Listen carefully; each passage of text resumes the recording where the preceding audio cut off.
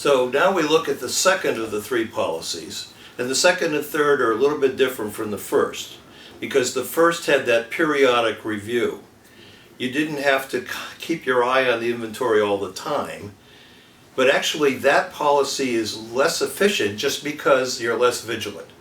So you could be more efficient if you switch to one of these other two. And the first of the two we're going to look at is the so-called QR policy. This has the two knobs. Q stands for the order quantity, and R is a reorder point. And this one works differently. The essential difference is you keep your eye on the inventory, and as it drops and drops and drops as demand comes in, it'll hit a red line called the reorder point. And at that point, whenever that is, could be 2 days from now, could be 30 days from now. Whenever that happens, then you order more, and the amount you order more isn't random like it was last time. Remember, with the periodic review, you had to, wherever you started, which was a random point, you tried to get back up to the order up to level, and that varied. Here, the order quantity is always a fixed number. It might be order 10. So the rule might be a reorder point of 5. When your inventory gets down to 5 units on the shelf, then you order 10 more, order quantity 10. And let's look at how that would play out over time. So we have the same sort of picture where this might be the day, and this is the on-hand inventory. And now we have a reorder point. That's the critical line. And we might start, say, here at R plus Q. So this, let's pretend this is our initial level.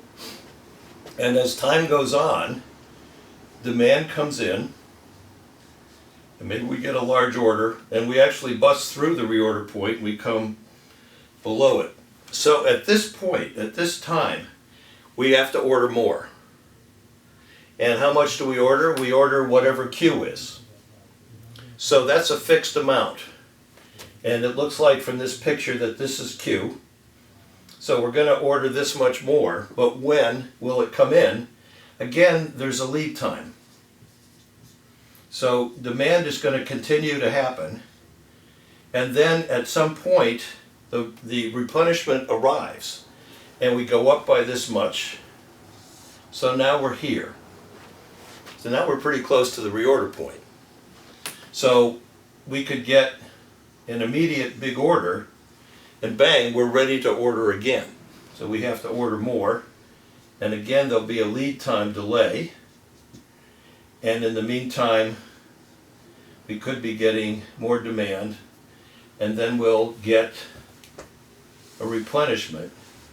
And at this point we're sort of dancing back and forth between frequent reorders, because the demand is sort of maybe too high for our choice. But it could be that time goes on and it's very intermittent demand, and you get a dry spell and nothing happens.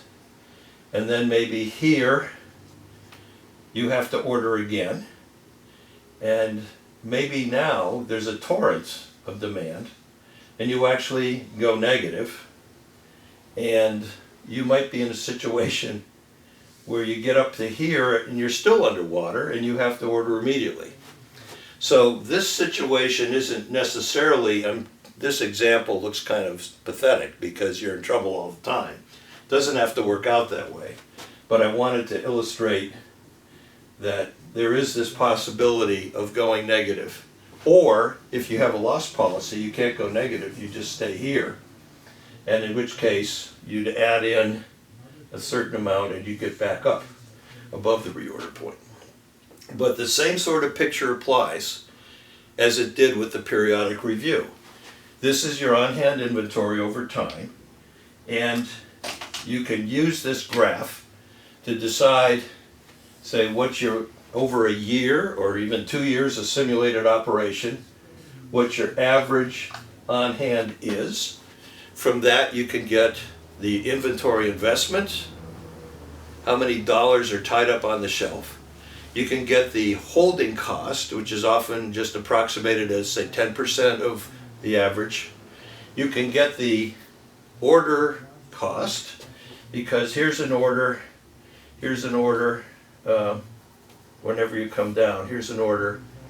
So there's a random time between orders now, but you can count up how many orders you have in a simulated year and turn that into dollars. Some of our customers have very adept accounting departments, and they can tell the planners immediately. There was one in England that said, oh yes, if we order it's 30 pounds, 30 British pounds to cut another purchase order. They just knew it off the tip of their tongue.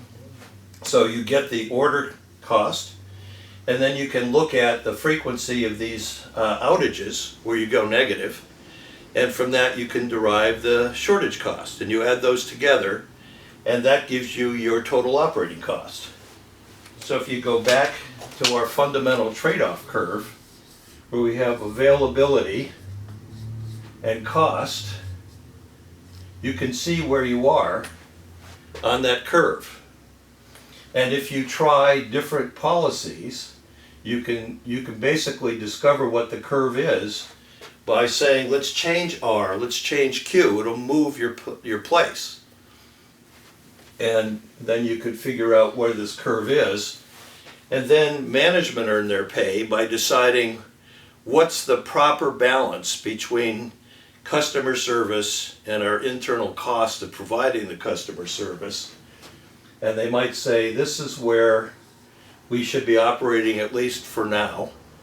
And you can derive from your experience with the analysis what pair of R and Q values get you there.